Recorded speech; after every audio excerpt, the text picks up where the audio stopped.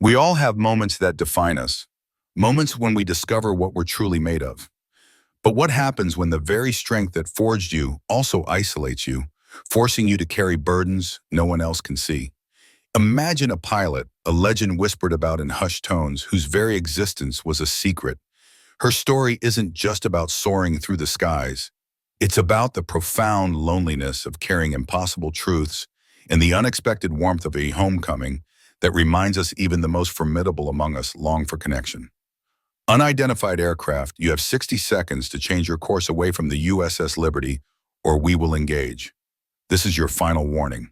The message crackled across secure military frequencies, reverberating below the ocean's surface, tight and urgent. The fleet moved swiftly into combat formation. Every system powered up and armed. Fingers hovered over triggers. Missile bays opened. Jet engines roared. And then, through this 10-inch Chardonnay, a voice cut in. Clear, calm, unshaken. She said only a single call sign, but the moment that name echoed through the airwaves, the mood aboard every ship and aircraft shifted instantly. The tension that had gripped the fleet evaporated. Weapons powered down. Orders were suspended mid-breath. That name alone had stopped the hunters in their tracks and turned them into something else entirely. An honor guard. Who was she? What kind of person could command a fleet to stand down with just her voice? Commander Evelyn Monroe, call sign, Ghost Viper. Now 43, Evelyn was once a dominant presence in the skies above the Pacific Fleet, both as a top-tier fighter pilot and a strategic advisor whose insights could shape missions before they even left the planning stage. Ghost Viper wasn't just a nickname, it was a legend whispered with a mix of awe and disbelief. Her operations were so classified, so veiled in silence, that even people cleared to know her name often weren't supposed to know she existed at all. 5 years ago, she disappeared from active duty. On paper, it was a medical retirement, officially attributed to a training incident that left her with chronic, unrelenting pain. But behind closed doors, among those who had flown beside her or followed her orders, the story was always different. They said Ghost Viper had flown too many impossible missions, that she carried secrets and burdens that no one human should be expected to hold, that she simply vanished because she had to. Today, Evelyn is back in the sky, but not as a uniformed commander, not with medals or flags or ceremony. She returns as a civilian contractor, flying alone under direct orders from the Pentagon. Her task? To perform an unannounced, uncompromising security audit of the Pacific Fleet. A test designed to probe their readiness, how quickly and accurately they could detect and react to unorthodox threats. This wasn't just a war game, it was a real-world check on the Navy's most vital defenses. She flies an L-39 Albatross, a sleek, agile jet it originally designed for training purposes, now heavily modified far beyond its original blueprint. It's her own personal aircraft, fast and unpredictable. She filed no flight plan. Her military transponder remains dark. The fleet received no warning. To the radars and sensors scattered across the carrier group, she's a complete unknown. Just another unauthorized aircraft speeding toward restricted space. But to Evelyn, this isn't just any exercise. Directly ahead looms the USS Liberty, a Nimitz-class supercarrier, pride of the Pacific Fleet, and the place that once felt like home. Emerging slowly from the haze of early morning light, the ship brings back memories she spent half a decade trying to bury. The Liberty had been her home base during that last, fateful deployment, the one that ended in both heroism and heartbreak. It was from this very flight deck that she had launched her final mission, a desperate rescue operation that saved 12 Marines pinned down behind enemy lines. She brought them all back, but not her wingman. He died in the process. The cost of that success etched itself into her bones. She still remembers every step she took through the ship's cold steel corridors. Back then, she had been Ghost Viper in full, an enigma that inspired whispers among junior pilots and wary admiration from her peers. Some said she could be anywhere in the sky and nowhere at once, that she appeared like a ghost and vanished before the enemy could react. And now she's approaching the very same vessel, only this time as the unknown. The irony doesn't escape her. Soon she'll be intercepted by the very air defense systems she once helped to design, chased by pilots trained on the combat tactics she herself wrote, all while flying above the ship where her legend was born. As her albatross closes in, tension spikes below. Radar operators pick up her approach. Their screens flash with alerts. The flight path of the mystery aircraft is straight, confident, no hesitation, no attempt to evade. That alone puts everyone on edge. Someone this direct is either incredibly reckless or dangerously competent. Her transponder lists only civilian information, and she doesn't respond to the first radio calls. Within moments, the alarm sounds across the task force. On the Liberty's Air Operations Center, seasoned officers analyze the situation with practiced urgency. They've seen odd blips before: rogue hobbyists, off-course jets, the occasional weather balloon. But this feels different. This pilot isn't drifting into danger by accident. They're aiming for it. "Scramble alert, fighters," comes the order from the air boss, a man who's been around long enough to recognize when a threat might be more than it seems. Standard intercept protocol: identify, warn, escort out. With a sharp hiss of compressed air and the thunder of afterburners, two F-22 Raptors roar off the deck of the Liberty. They rise in tight formation, closing the distance toward the approaching jet. Fast, purposeful. These are the most advanced stealth fighters in the USS arsenal, operated by some of the Navy's most elite pilots. They've chased down dozens of intrusions before: Russian recon planes, Chinese drones, civilian daredevils. Nothing surprises them anymore. This morning feels routine: another intercept, another escort. But Lieutenant Jake Raptor Hayes, leading the mission as Raptor 1, has a strange feeling he can't shake. Something about the way the unknown jet flies, its speed, its subtle maneuvers, its deliberate confidence, tells him this won't be routine at all. Not a civilian. Repeat, not a civilian. You are to escort her to carrier airspace and await further instructions. That is a direct order. Jake Hayes hesitates for only a fraction of a second before acknowledging. "Copy that, sir. Raptor 1 adjusting course, Raptor 2 on me." His voice is steady, but inside 1,000 questions are spinning. Across the cockpit, Evelyn watches the F-22s adjust their positions. She can feel their tension, the confusion. She knows exactly what they're thinking because once, not too long ago, she trained pilots just like them. Pilots who believed in discipline, procedure, hierarchy. Pilots who never expected the ghosts of their institution to show up unannounced in real-world skies. "Welcome back, ma'am," Raptor 2 mutters on the secure channel, barely above a whisper. Evelyn doesn't respond. Her eyes remain forward, locked on the distant silhouette of the USS Liberty, growing larger with every mile. Her hands grip the controls with precision, but not tension, muscle memory from decades of flying. Every system in her aircraft hums in harmony, a living extension of her. And yet, beneath that calm exterior, her mind is scanning, calculating. Not the kind of calculation you make for landings or fuel efficiency, but strategic calculation. The kind you only learn after years in war rooms and Black Ops briefings. On board the Liberty, the Combat Information Center has transformed into a hive of restrained chaos. Chief Petty Officer Martinez tries to confirm the override command. "Sir, confirming order from Admiral Richardson, ceasing all targeting operations." Radar lock disengaged. The tension doesn't dissipate immediately. Not everyone in the room understands what just happened. Lieutenant Commander Sarah Chen, Liberty's intelligence officer, is already pulling up the archives. Her fingers fly across the touchscreen. "Ghost Viper," she says aloud, the name sounding half mythical, half dangerous. She disappeared 6 years ago. No record of discharge. No trace. Just gone. Captain Morrison steps up beside her, arms folded. "She's not just any ghost," he mutters. "She used to brief Joint Chiefs. If she's resurfaced, it's not random." The Admiral knows that too. Still gripping the secure phone, he waits until he's alone before he speaks. "Evelyn Monroe, you always did know how to make an entrance." Outside, the ocean rolls gently under a sky beginning to turn orange with the late afternoon sun. The carrier's massive flight deck glistens in the light, its crew scrambling to prepare for her arrival.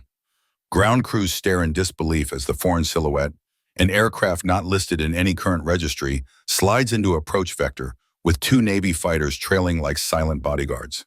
Tower, this is Ghost Viper, requesting permission for carrier landing, Evelyn transmits, her voice cool and professional, as if she hadn't just upended the chain of command. A beat. Then the air boss replies, voice laced with awe and residual confusion. Ghost Viper, Liberty Tower has you cleared for landing. Welcome aboard. Inside the cockpit, Evelyn exhales once through her nose. It's not relief, it's preparation. The moment her wheels touch that deck, everything changes. Again. Jake Hayes trails slightly above and to the side of her, studying every movement. The way she flies, flawless, aggressive and smooth all at once, a kind of elegance they don't teach anymore. He realizes he's watching someone who doesn't follow the manual because she wrote the manual. As her gear touches down and the arresting hook catches, the deck crew springs into action. The aircraft rolls to a stop, canopy sliding open. Evelyn doesn't rush. She removes her helmet with practiced ease, eyes sweeping the deck. She sees the stairs. She knows what they see, a relic, a myth come to life. But she also knows something they don't. She's not here for nostalgia. She's here because something's coming, and she's the only one who knows how to stop it. Screen in silence, his expression unreadable, but the slight tightening around his eyes betrays the weight of what he's just heard. Get the Admiral back on the line, Morrison says quietly. Oh, yes, sir, a communications officer responds instantly, already punching in the secure frequency. Outside, the sea glitters under the afternoon sun as Evelyn's L-39 arcs gracefully into the final approach path. The F-22s, sleek and formidable, stay on either side of her like loyal hounds returning from the hunt, not with a captured intruder, but following a legend to her rightful place. On the flight deck, sailors scramble into formation, officers stepping aside as an old name resurfaces not from the dead, but from the vault of things never meant to be remembered publicly. Below deck, Chief Petty Officer Martinez and Seaman Rodriguez exchange glances as the alert blares across the ship's comms. Rodriguez looks confused, while Martinez just exhales slowly, recognition dawning in his eyes. No way, he mutters, almost reverently. Ghost Viper. You know her? Rodriguez asks, wide-eyed. No one knows her, but I heard stories, mostly whispers, stuff about missions that never made it to the logs, pilots saved when everyone thought they were lost. We thought it was just myth. She's real. Looks like it. On the bridge, Admiral Richardson's voice comes through, tight with controlled urgency. Captain Morrison, do not initiate debrief. Do not question her presence. Confirm safe arrival and await further orders. Presidential clearance level protocols are in effect. Morrison straightens. Understood, Admiral. Sarah Chen is still at her terminal, scanning what fragments she can access. She doesn't look up as she speaks, her voice almost awed.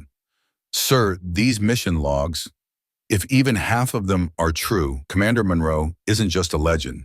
She's the thread that tied together a dozen covert victories the world never knew it owed us. Morrison nods, his thoughts distant, eyes drifting to the live feed of the flight deck. Evelyn's L-39 touches down smoothly. No ceremony, no signal flares. Just a quiet return to steel and salt air.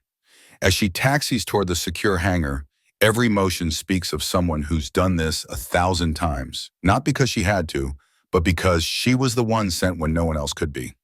The engines die down. The deck crew stands at attention. Evelyn Monroe lifts her canopy. She doesn't look left or right. She simply climbs down, helmet tucked under one arm, ponytail catching the wind. She moves like someone used to walking through fire without ever getting burned. Like the storm obeyed her, not the other way around. Hayes and Raptor 2 land moments later. Neither speaks as they exit their cockpits. Not out of fear, but reverence. They know they weren't just flying with another pilot. They were part of a history few are allowed to witness, let alone accompany. As Evelyn approaches the hangar, Morrison steps forward to greet her. Their eyes meet for a brief moment. He salutes. Welcome aboard, Commander Monroe. She returns the salute with quiet precision. Permission to come aboard, Captain? Granted. It is not protocol. It is not even necessary, but it is tradition. And for someone like her, even tradition seems to step aside and salute. Behind her, the skies remain quiet. The echoes of her call sign still hang in the air like a myth retold. Ghost Viper has returned, not as a specter, but as a living reminder that some legends don't need to prove anything. Their name alone is the proof, their voice the commandment. Commander Evelyn Monroe's landing wasn't just another return to the carrier deck, it was a moment suspended between past and future, cloaked in silence thick with memory and anticipation. In the flag bridge, Admiral Richardson scanned the partial intel files again, his brow furrowing deeper with each line. His voice dropped, sharp with disbelief. "You're telling me the woman we nearly fired on was running covert operations for the Pentagon?" The officer beside him gave a grim nod. "Yes, sir, that's exactly what I'm saying, and according to this last entry, she's now assigned to SOCOM under a program so classified, I don't even have clearance to see the name." Out on the flight deck, something rare and electric was unfolding. Word of her arrival had spread like a wind-whipped fire through the ship. One by one, sailors and officers lined the deck edges, crowding along the superstructure, trying to get a glimpse of the legend made real.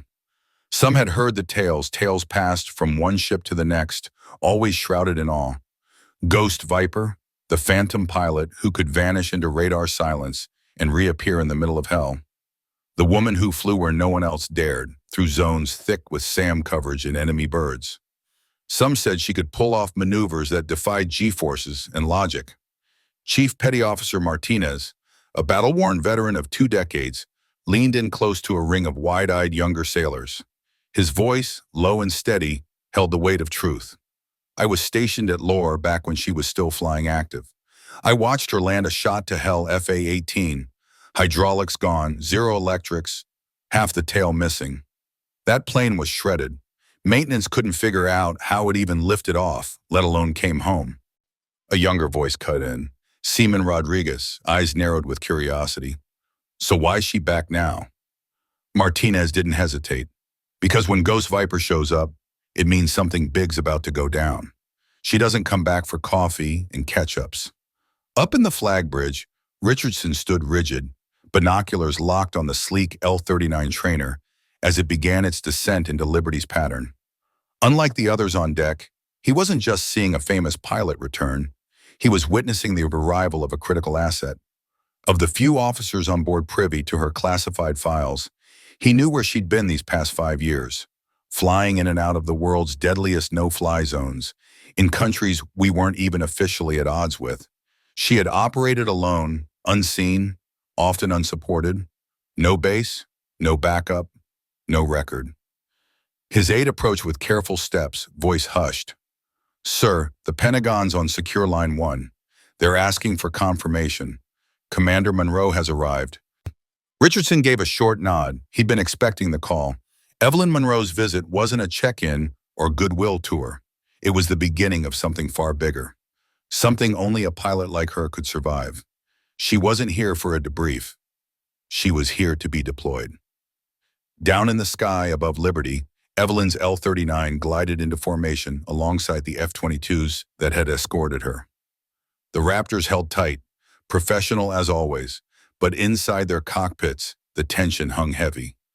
"Raptor 2, Hayes' voice came through the private channel, pensive, low. "You remember that story our Top Gun instructor used to tell? About that pilot who showed up for training, pulled off moves that weren't in any flight manual? Stuff that shouldn't even be possible?"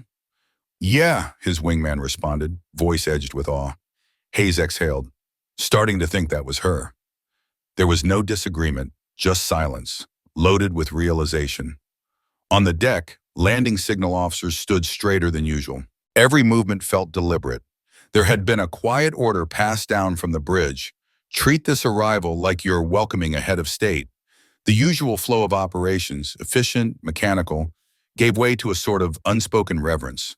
Evelyn's aircraft came in for final approach, the carrier's broad deck growing larger beneath her.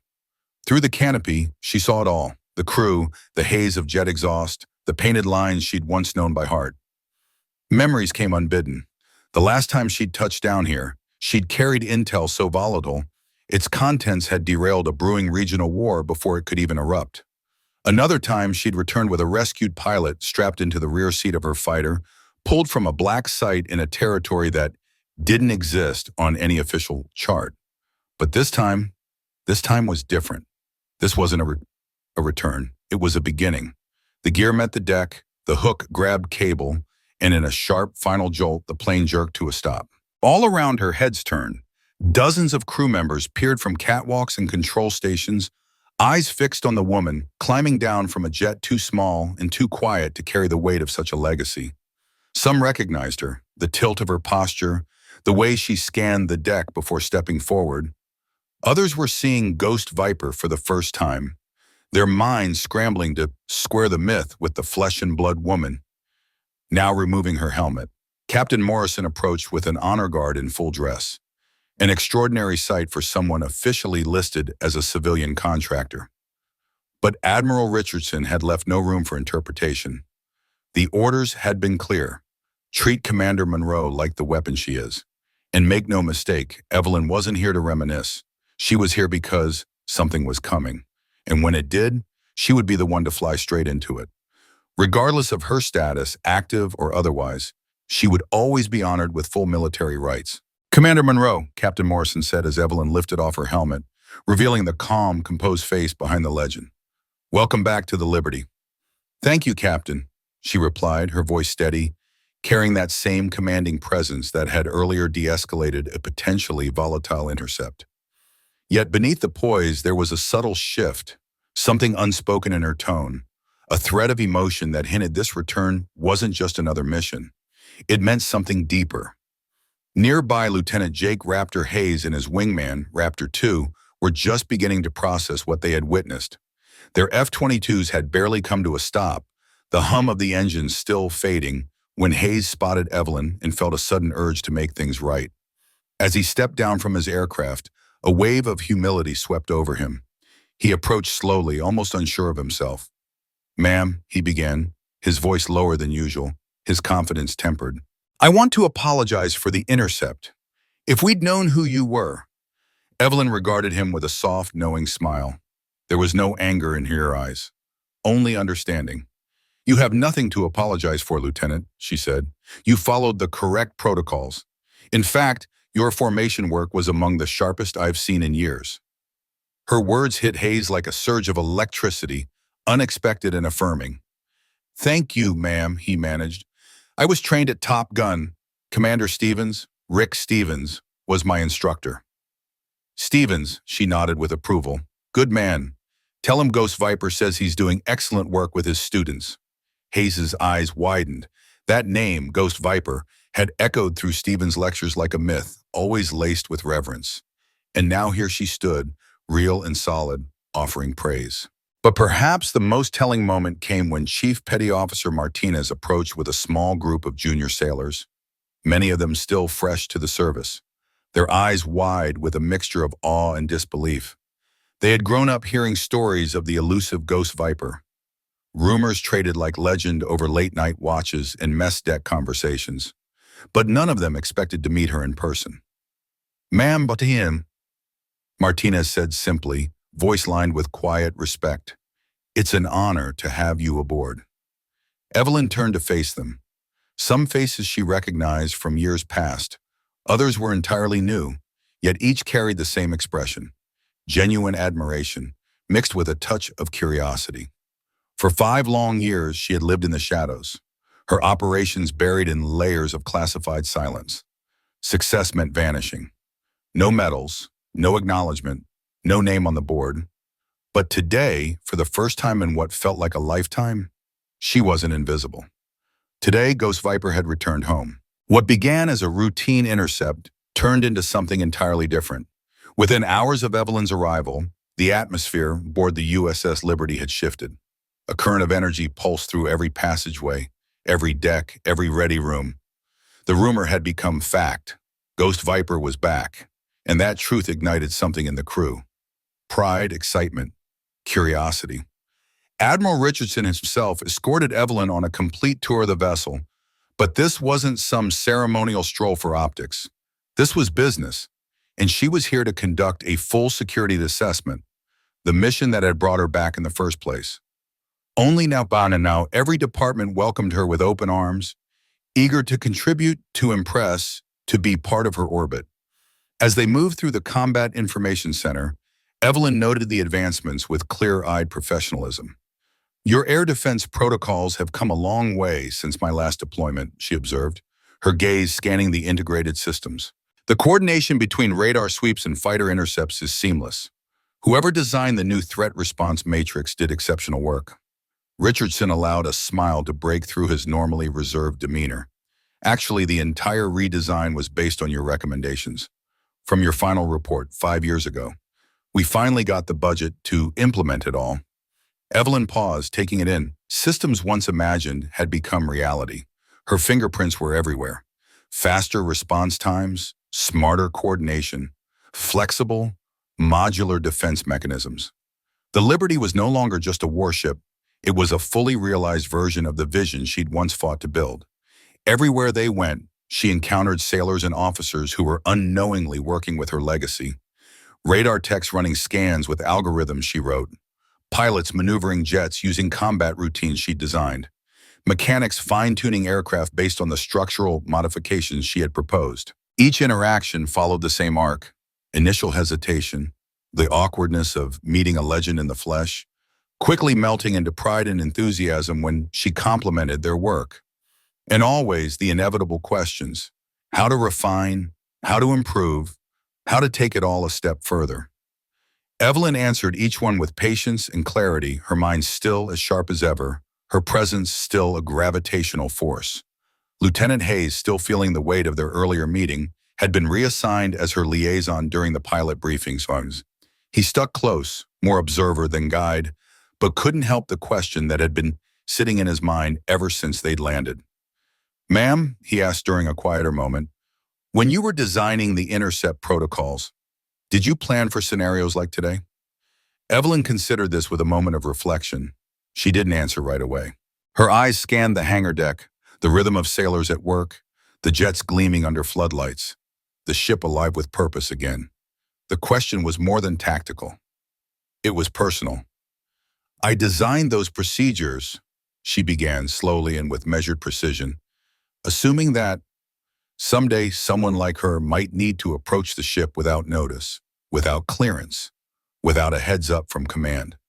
She never thought that she would be the one putting that theory to the test. But now here she was, the very scenario she had envisioned in place, and she was the anomaly. When someone asked her what it was like flying those classified missions, she didn't hesitate. Lonely, she said, her voice flat but not unkind, honest without apology. Because when your missions don't officially exist, there are no medals waiting for you at the end. No recognition, no job well done. You don't get to share your burdens or your failures. You carry them all by yourself, buried deep beneath layers of silence. That day ended not with ceremony, but with something far more human, an impromptu gathering in the main hangar bay. Captain Morrison made the announcement, a rare event that immediately drew attention. Commander Evelyn Monroe would speak to the crew. But what followed wasn't the standard debrief. It wasn't a lecture or a mission breakdown. It was something different, something that carried weight. She told stories, not just the kind written in after-action reports, but the kind only those who lived through them could understand. Like the night she flew deep into enemy territory to extract 3 Marines. She used a helicopter that, on paper, couldn't even make it to the zone, let alone get them out. But she did it. Or the recon mission that quietly diffused a regional crisis before the world even knew it was on the verge of war. She spoke of training drills that had pushed pilots and aircraft to limits no one thought possible, pushing through what was considered performance ceiling, simply because nobody had tried hard enough to go past it before. But then she paused, looked directly at the youngest in the room, those still new to the flight deck, still learning the rhythm of the ship. 5 years ago, she began, I believed that leaving active duty meant leaving my family behind. Her tone shifted, softer, but stronger in a way. I was wrong. Every mission I've flown since, every risk I've taken, every hour alone over hostile skies, it's all been to protect what we built here. She gestured slowly to the people in front of her, a sea of faces both seasoned and fresh, worn by time and molded by purpose. This ship, this crew, this mission, You represent something worth protecting, worth sacrificing for, worth returning to. Applause erupted, echoing against the steel walls. But what truly mattered it came later, in the quiet, in the low conversations exchanged long after she stepped away. Senior chiefs told war stories to the younger sailors. Pilots swapped tactics and near misses. Mechanics huddled over blueprints, debating new innovations. The hangar felt more alive, not because of orders, but because of shared legacy. Lieutenant Hayes approached her as the crowd began to thin. "Ma'am, will you be staying aboard?" His voice held a mix of hope and respect, like he already knew the answer but wanted to hear her say it out loud. Evelyn took a moment, her eyes scanning the bay. She looked at the aircraft, many of which she'd helped design or improve. She looked at the crew, at people who understood the silent weight of responsibility. "For a while," she said, nodding slightly. "There are new procedures to trial, new pilots to assess, and I have a feeling the Pacific's going to need Ghost Viper again soon." As the gathering finally broke apart and the night settled in, she stayed behind, standing on deck as the sun dipped below the horizon. The ocean shimmered in hues of gold and deep crimson, as if the sky itself was giving her a quiet salute. Tomorrow she would return to the shadows, to classified missions and silence, to duty no one would ever read about. But tonight, for the first time in 5 years, she wasn't invisible. Tonight she was home. In a world dominated by call signs, flight logs, encrypted transmissions, and rigid protocol, there are voices that carry weight not because of rank or clearance, but because of the stories they have written into the sky.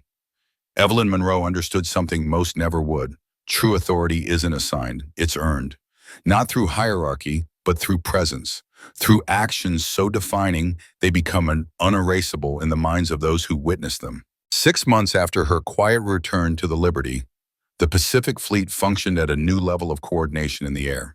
One so seamless, so precise, it became the gold standard worldwide. But more than that, it operated with an evolved understanding of what real mastery looked like. Lieutenant Jake Hayes, now Squadron Leader Hayes, kept a recording from that night on his personal device. Not for sentimentality, not to idolize her, but as a lesson, a reminder that in high-stakes environments, assumptions can kill, and the most critical voices often sound nothing like what you'd expect. During every orientation, he'd say the same thing to new pilots. "I learned something that day. The radio didn't recognize her because of her call sign or her clearance. It recognized her because she was the frequency. She'd written herself into the very bandwidth that protects us." Back in the Liberty's Intelligence Center, new systems had been developed, what they called ghost protocols, not just in name but in function. These protocols were designed to identify and honor the digital signatures of the most legendary operators, people like Monroe. It ensured that those who had once built the system could never be locked out of it. But maybe even more importantly, they created something else entirely. Some voices carry more weight than any badge or document ever could. Voices that rise above the layers of protocol, above every clearance code, because they speak with the authority of experience, sacrifice, and the invisible gravity of duty. In the Pacific Fleet, the most profound shift hasn't been about technology or tactics. It's been something deeper, more enduring. Culture. They now hold an annual tradition called Invisible Wings Day, a solemn but proud recognition of those whose service remains hidden behind layers of classification. It's a day for honoring the unsung, the test pilots who push limits in silence, the black ops aviators who disappear into the dark, with no questions asked, the instructors who forge warriors behind closed hangar doors, knowing they will never see the spotlight shine on their own names. Commander Evelyn Monroe, known across secure comms and encrypted logs as Ghost Viper, takes the podium at these gatherings. But she doesn't deliver dry accounts of missions or recite standard speeches. Instead, she tells stories. Stories not just about flight paths and aerial maneuvers, but about the burden and purpose that come with flying where the maps fade out, where orders don't always come with signatures, and where necessity often outranks protocol. When you climb into that cockpit, she tells the crowd of flight-suited aviators, some barely out of flight school, others weathered by dozens of missions, You're not just flying today's sortie. You're tuning into a frequency, one that echoes long after your engine shut down, long after your name is removed from the logbooks. You become part of something bigger, something designed to protect people you'll never meet, in moments you'll never witness. Her hand always rests briefly on the metal flight wings pinned to her uniform. Wings she still wears with pride, despite her status no longer appearing in any current chain of command. To some, the wings are a relic. To her, they're a reminder, a symbol that even in the shadows, you're never off duty. Some aviators wait for clearance from the tower before they ignite the afterburners. But others, like Evelyn, know that they are the clearance. The sky doesn't wait for permission. It listens for the right voice.